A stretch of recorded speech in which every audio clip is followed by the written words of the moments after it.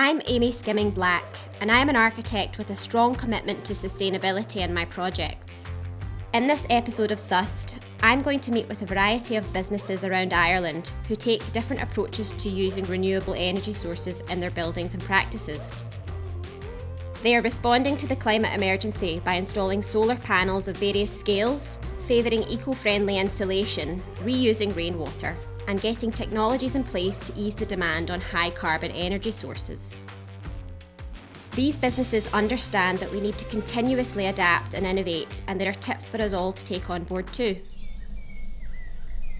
First up, a trip to the village of Quarren in County Clare, where Trea and Kevin, a visionary couple, set up pure camping here over 12 years ago. Here they offer eco-glamping and yoga retreats on a beautiful green site. Tucked away across the Shannon estuary from County Clare, they truly respect the land that they're inhabiting. We discuss the processes that their ethos is built upon.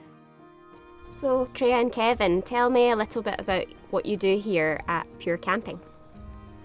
I had just finished my teacher training, and I was doing pregnancy yoga with the lady who was based in the Cotswolds, and we went over to a camp that she was running, and it was absolutely amazing. It was in a place very similar to here.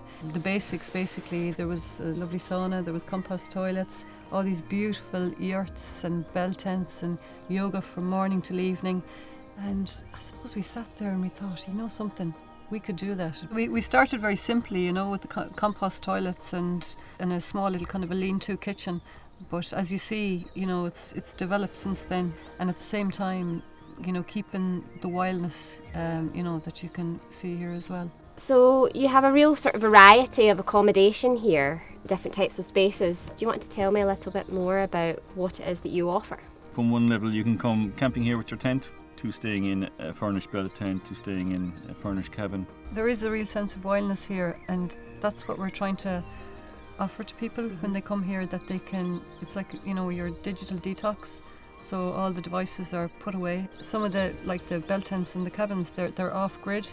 So you don't have, so people are saying, is there charge points in the cabins? No, there's not. If you want to charge your phone, it's down the camper's kitchen, so you actually physically have to go down there and do it, so it just breaks the habit for them. The idea is that people would retreat into nature, and that's what we're offering. Tell me, what does it mean to be an eco-friendly and sustainable campsite? I don't think you can be any other way, but is it affordable? Can we afford it? And then how does it stack up with our principles? And if it fails there, then we gotta work it around another way. So the simple stuff, the bench we're sitting at today is made by the local community groups. Same with that bench. The posts on our woodland walk are made from recycled baling plastic. That is a company that's 15 kilometres from here. We need to be conscious of what we're doing when we're doing it. In the bathrooms, you'll see how to take a navy shower. Soap yourself up, turn off the water, and clean yourself, and then rinse. For me, the important thing is nature and biodiversity. That's my passion. I feel it really, really strongly. So Trea, we're in your yoga studio. Tell me a little bit about the construction of this building, because it's really interesting. This was actually a cow cabin. We'd done a bit of research and we looked at the old ways of doing things, and we found that, lime, and in particular hemp lime, would be a great way to try and seal the walls, but to allow them to breathe at the same time, and to insulate the walls as well, because the walls can breathe with this, because it's a natural material, and you could keep the lovely big thick walls. You're building it up from the bottom, and you're kind of patting it, and you're just kind of hoping, and then look what you get these lovely kind of roundy, curvy edges, and of course the stones are all different shapes and sizes, so you're kind of keeping the shape of the stone underneath it, and it feels warm to touch, doesn't it? It's amazing. Okay, so Kevin, tell me, you've got lots of different types of solar power here. Tell me a little bit more about how that all started. We started out very simply as a campsite. You would wake up at 4 in the morning and heat up a bit of water for people, and they used to go into a cubicle to wash down a bucket of cold, a bucket of hot. So we had little cubicles made, and we had this hut here. We stabilised it, extended the roof, so I had a good roof space here. Managed to fit 300 metres of black plastic water pipe on top of it, and then we cover that in corrugated plastic. So it's like a really slimline greenhouse, and that gave us hot water, and it worked well. It worked surprisingly well for us. I mean, even today now, we're in May, it's been on, we've had sun for the last hour, I suppose, hour and a half. Anything coming? I can feel it, yes. It's really warm. We really see steam off it, don't we? What? And now it works well, but what I have now is I have a gravity feed from our building, our big shed, and I harvest rainwater from that roof. So it's only the pressure gravity down to here, and that goes into the panel. So it's nice now that I use this heat for people who want to have an indoor-outdoor shower. It's a bit funky, a bit rustic, but also it preheats the water that goes into my under sink heater in the kitchen. So it's a real saving device for us. It's attractive to us because we have a summer business. We have really lots of energy needs in the summertime, so it really fits my demand profile, which is good. So our second foray into it was this solar array of 120 vacuum tubes, and it was on somebody's roof, and they had a failed implementation. So I travelled across the country, picked up 120 tubes, nursed them all the way back to West Clare. I built some offset bracketry on the front of the big shed, installed my what turned out to be 4 panels of 30 tubes. Now we have a wood boiler, a log boiler that gives hot water for the showers here for the campers. And I was lighting that in the morning, and I was lighting that in the evening and the busiest times. And now I'm lighting it on day 1 in the morning, and I'm lighting it on day 3 in the evening. Now we've just installed an 8 kilowatt PV panel system. The price of PV has come down and come down. You can heat water more efficiently, or at least from a cost perspective, than with the tubes you can now with the PV, and heating effectively with an element into a tank. What made you choose solar over perhaps another type of energy? Energy consumption is going up. I don't have control all the time of how customers will come in here and how they'll consume, but PV, for example, is the thing that would best suit my profile because that I need it in summertime. But also, if I'm producing energy with PV, I can manage it and I can say, okay, charge my car. I have an electric car, so dump it to the car, please. My batteries are full. Or I can say, use my batteries now, but I'll recharge my batteries on nitrate electricity, which I have. So I can manage. The worst case scenario for me is exporting to the grid and then buying back from the grid at 30 cents the following day. So it's very flexible. I don't have any moving parts. I considered wind at one stage, and I was getting a payback period around 25 years, and I'm thinking in my head, mechanically I'm going to probably be changing the machine at that stage anyway. You know, you've got maintenance over the years, so does that make sense to me? And it didn't at the time, and it meant I didn't go with anything because PV was unproven in my own head. Now I'm only a person, is it unproven or not? It probably wasn't. And it was like the catalyst, I guess, and the thing that got me over the hump was the independent advice as I saw it. I can now manage my inputs and I can manage my outputs. The bottom line benefits from this. So as businesses, it's a really good conversation to have. What are we using it for? Where are we using it? And how can we measure it? And once we measure it, how can we improve? We've been using more energy on the site each year, but we've become busier. But relatively speaking, we're confident that we're using less. And is PV the magic bullet? I'll tell you in a year. Good, I'll hold you to that. Yeah. So Kevin is still not entirely convinced that solar photovoltaics, that's the conversion of light into electricity at the atomic level, is the one for their pure camping site. But one site that has embraced it in quite a huge way is Mahon Point Shopping Centre in Cork. Their general manager, Justin Young, kindly agreed to give me a tour of their roof to talk me through their approach. As an architect, I'm interested in learning about what I can do in design in a way to make buildings actually more sustainable in how they operate and how we make them.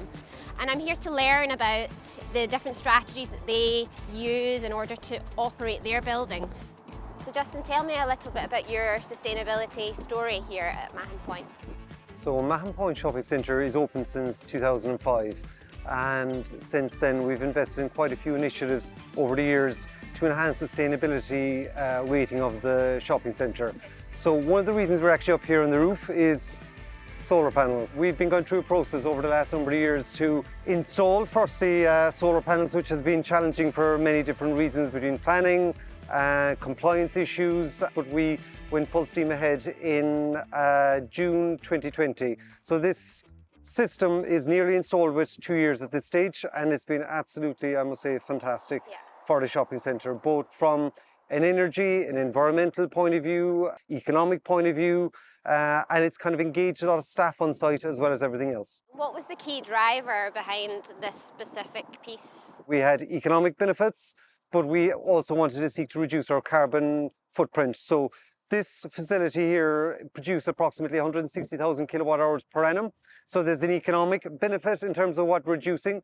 There's also a benefit in terms of what we'll reduce your carbon footprint by approximately 75 tonnes per annum. We hope to start a second phase of these in the coming months, which will further enhance our space in this area. What exactly is it that the solar panels power in the shopping centre? So the solar panels are providing power to the common areas. So that's lighting, heating, cooling, everything in terms of our internal common area demand. It would exclude retailer space in the shopping mall and our external car parks, all the lighting in the car parks just as well. And the new panels that you intend to install additionally, what will they bring? So basically they're feeding into the same grid, the internal grid. We're not exporting anything out of this grid. This is to further enhance our internal demand, and we hope that by the summer months we'll be producing probably close to 50% of our total demand on the malls in the common areas. How many sort of square meterage or square footage of the panels do you actually have here? So we've actually got 952 square meters, or the equivalent of 10,000 square feet of solar panels up here on the roof. We've educated ourselves in terms of the process, and as I was alluding to earlier, we will start the second phase of these in the coming months. So we're committed to this project on the roof over here further, but we have a good handle at this stage in terms of load issues, planning issues, and interestingly, one of the more recent challenges is because we're within 15 kilometres of the airport, we have to produce a glint and glare report for the airport authority. So it's just a new challenge in terms of this process again. Obviously a lot of energy goes into just the operation of something like this. Tell me about the kind of things that you're doing here that might be a bit different to other shopping malls in Ireland. Okay, so we're BREEAM accredited. So BREEAM is a leading assessment method for understanding and assessing how buildings are rated through their sustainability credentials. So we underwent this process back in 2015.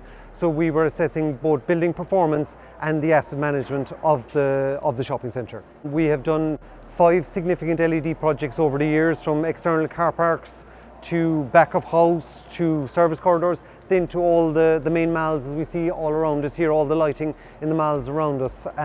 It is other areas, such as we sunk our own water well here a number of years ago. Interesting. The water that we get from the well provides all our non-potable requirements in the common areas of the mill. So that's toilets, that's public areas, that's sprinkler systems, and it's actually providing about 2/3 of our common area non-potable demand. The way we would consider it is less pressure on the public infrastructure, less pressure on the public resource, and less pressure on the external demand from Irish Water and the external entities that we depend on. What was it that made you specifically focus on water when you were thinking about the different strategies that you could use here in the shopping centre? So we looked basically at I suppose, the core utility areas. So we looked at electricity and we looked at gas, and now as part of this project we were looking at water.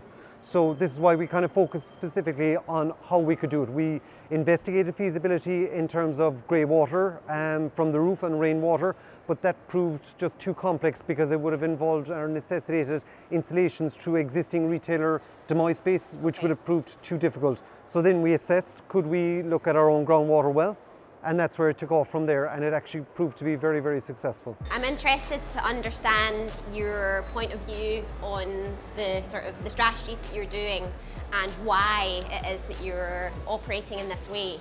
We have to play our part. We have to do what we can in terms of enhancing our space, in terms of where we work, where we socialise, where we operate. And this is why we're committed to this space. So we're fortunate that the ownership fund who own the shopping centre are very vested in this space along with us. Ultimately, you need economic funds to undertake all these various projects, and they have been incredibly supportive in recent years and continue to be as we're committed to further projects in the years ahead. I suppose we particularly like, there's a Native American proverb we have down here which says, we do not inherit the earth from our ancestors, we borrow it from our children. And we very much like that simple way of looking at the world, but also protecting it for the future children in time. So Virginia, Hey. it's really nice to meet you. It's nice to meet you too. We're here at the market outside Mahon Point Shopping Centre. I'm really interested to find out what it is that you do here. My Goodness is a company that started about 8 years ago, and it was always our mission to try to tread gently. So one of our main products is a fermented rainwater kefir. We realized that we live in a country where we have lots of fresh water, and a lot of people see that as a problem. But we saw that as a solution to creating a sustainable product. So we gather water, we ferment it, and we put it into these bottles. The thing is, we didn't want to have a disposable product. We want to be responsible for all of the life cycle of our product. So we trade with companies who are willing to take our glass bottles on deposit, and when people are finished with the product, we take that back. Yeah. That's one small part of creating a closed loop system. Okay. We know that often with waste and waste cycles, it's a linear stream. So what we're trying to do with My Goodness and the Cork Urban Soil Project, CUSP, is to take that linear stream and turn it into a circle by taking a waste product that we view as something like trash or rubbish and seeing it instead as a resource. There is no waste in nature. Nature is perfect. It's a perfect design. All of the systems within nature are closed loop, and we need to observe that and incorporate that into our buildings, into our marketplaces, and into our business. So with the Cork Urban Soil Project, we're going to be taking all of the would-be food waste, using it as a nutrient, bringing it back to our kitchen, putting it into an aerobic biodigester that was donated to us from CIT, Okay. and we've been using that to create compost. We're a very urban company, and we need to find urban strategies to become more sustainable. Even within our own company, within our own menu, we try to cycle a product through our company as many times as possible. Yeah. So with our hibiscus kefir, we have these flowers that have been grown in Nigeria. Unfortunately, in Ireland, we can't grow the hibiscus flower here. So if we're going to bring it all the way over from there, we're going to ferment it first, then turn that fermented flower into another product, which we call hibiscus, and that is not waste either. So yeah, like I said, what we can grow here is we can grow cabbages. We grow root vegetables really well because we normally don't have beautiful sunny days like this. We're very lucky So- here today. yeah. Exactly. So we focused on growing root vegetables and then preparing it in a sustainable way with sauerkrauts and other fermented items. So they're more nutritious and healthy for the people around here. How do your customers perceive what you do, and how do you get your message across? It's definitely been an evolution because when we first started as a company 8 years ago and we brought rainwater kombucha to the market, it was hard to explain to an Irish person that this is tea, but not as you know it. It's fermented and you serve it cold and without milk. It was really hard to say, like, no, trust me, it's good. It's a sour, fizzy tea. But now, after 8 years, anecdotally, a lot of people have talked about how the probiotics that we grow and provide to people have helped their lives in many ways. And it's delicious. Yeah. So, I've just had some and it's yeah, lovely. and we have women in their 70s and 80s coming around asking for the kimchi. We make kimchi out of a new product that we can grow here, daikon radish. We work with local farmers to grow new kinds of vegetables to introduce into their farms that we can then use to make new food from. What an inspirational chat with Virginia, who is making a real difference with My Goodness and is quite the asset to Mahon Point and their sustainability story. So with my tour of Munster complete, the final stop is to chat with Robbie McGrath in County Wicklow. He's the head of sustainability for the developer DRES, who have just completed a housing development that offers a new way of living. So we're here at Tinnakelly Park, sustainable housing development in Wicklow. Can you tell me a bit about what this development is and its sustainability credentials? Yeah, so Tinnakelly Park is our kind of flagship sustainability model, and we're trying to implement as many kind of sustainable topics and targets in a first-time buyer house level instead of our kind of goal level houses. So we're kind of democratising sustainability in a way. And one of the big things we have is around our partnership with Pinergy, where we have integrated kind of solar panels and batteries into the houses to be able to provide kind of energy security for the people who live here. It gives people more security going forward and feeling like they're contributing to kind of climate change in a positive way. Can you tell me what kind of things in terms of the technology that you're using here that's quite innovative?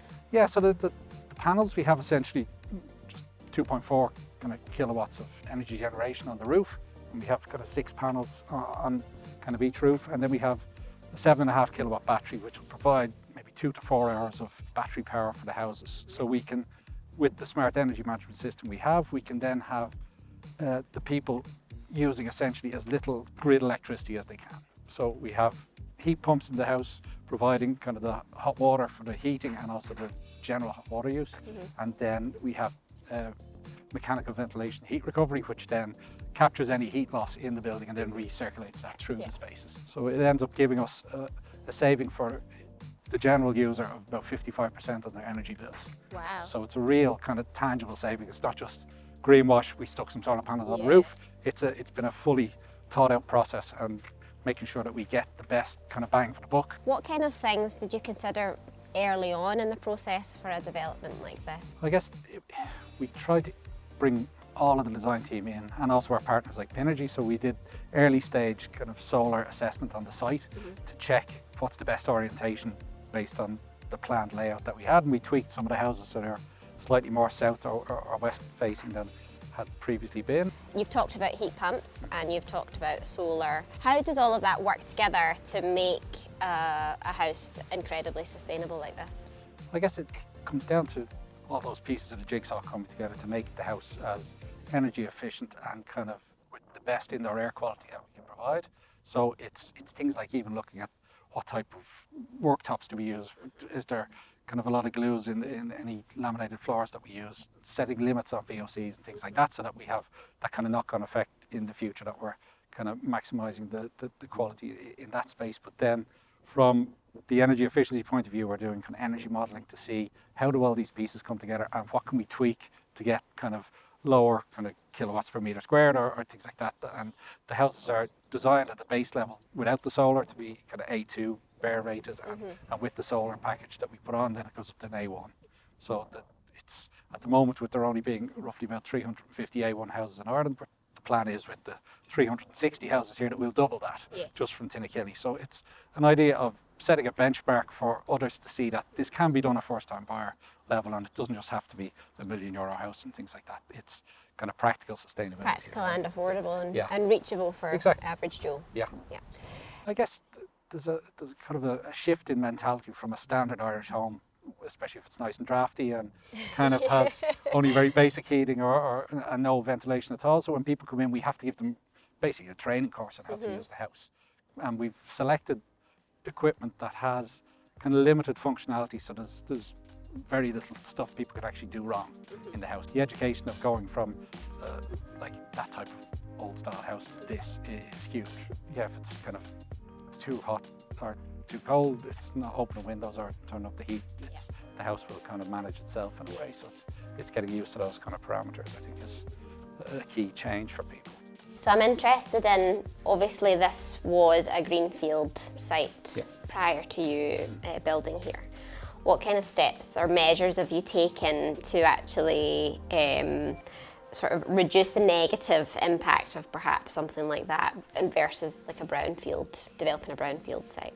Yeah, so it's a big consideration we have, and it's an issue that the majority of our sites are in that kind of condition, and it was essentially just a field. So the ecological value of the site wasn't necessarily very high. The tree line was essentially on the perimeter of the site, and the majority of that has been kept. There is kind of water bodies on site that we're trying to integrate into the design, and then also using the kind of topology of the site. It's that type of idea that we want to link the different kind of ecological things on the site, so after we've finished, that we've had a positive impact and provided kind of not just kind of a small bit of greenery, but actually a thought out kind of well-designed landscape that increases the biodiversity of the space. What type of things have you done here to reduce your what's called embodied carbon, the carbon that's in the materials made to make the building? So we selected kind of timber frame buildings. So they enable us to make a very light frame that reduces the kind of the foundation and the concrete we need to put in the building. And the only place we have concrete is in the foundation. Obviously that has such a high embodied carbon that we want to limit that as much as possible. Concrete is such an impactful material, and we're definitely trying to look at new ways of reducing how we use it in the buildings, and then also the kind of makeup of it, so we can minimise as much as possible the embodied carbon. I've heard that there's some kind of community generation that's going to happen in 2024. Can you tell me a bit more about that? When we started discussions with Pinergy a couple of years ago, was to not just look at the idea of slapping some solar panels on the roof because it looks good. It was the idea that we needed to make a tangible like impact on people's way to use the homes. So one part of that was a more kind of joined up thinking approach where, yeah, we're putting individual houses that have solar, so they're generating their own, but then if they have kind of excess energy that they're not using, say they're in work and the battery is full, and then that then just goes back into the grid and they get no benefit. So then the idea is to use kind of a community microgrid, which is then kind of managed through the Pinergy's cloud system. So the Pinergy cloud system enables us to set individual prices. So as a homeowner, you can say, I want to sell to John down the road for 10 cents a kilowatt instead of him buying it for 20 or 24 cents a kilowatt. And the idea is, like the way we're explaining to people, is it's the same as 20 years ago when you go to your neighbour and you'd ask for a cup of sugar. Now you're asking them for a kilowatt of energy to put on your kettle. The regulation is still lagging slightly with where we need to be, but we're definitely trying to future-proof the home so that when it's legally allowed to start trading and they've sorted out taxation and things like that, that we can, we already have the systems in place. So we have kind of first mover advantage in a way, that it just adds more value to these kind of homes and for the people who live in the homes. I've seen that there's going to be some electrical car chargers on the houses. Tell me what the plan is for that in the future.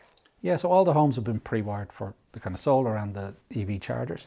And the idea is that people can get kind of EV chargers on the house, and then with the kind of Pinergy app, which works really well, they can then see kind of across the country where other kind of EV chargers are. But I guess we have regulatory issues where at the moment you can't get a grant to have an EV charger unless you have an EV car. It's where we are at the moment, and hopefully that will change. So someone could have a battery and a charger without actually, say they don't need a car, but other people can be using their charger. Yeah, and then you're just creating that infrastructure around the country which enables people, especially in a semi kind of rural area like this, where people have that kind of range anxiety with EV cars and they worry about, can I do more than 200 kilometres? And they go, well, I can just drop in to this house on the way up and this type of thing. So that's the kind of joined up thinking we need, but we don't have the policy isn't keeping up in a way. We've aligned with the Royal Institute of Architects Ireland's kind of climate challenge goals for, they have a cap for 2030 of kind of 650 kilograms of CO2 per metre squared.